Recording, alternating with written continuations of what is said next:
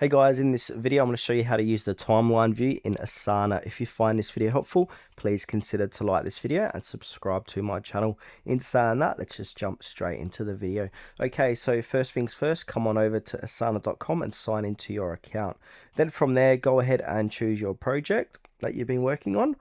And then on the bottom right hand corner, it's going to say here timeline. So we can go ahead and switch this to timeline view.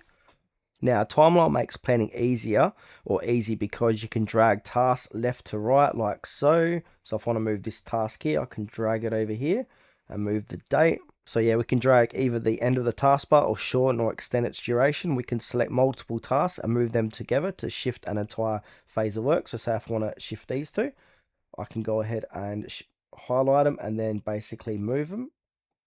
Like, so if I want to send them over there, we can increase the duration by moving the slider left to right.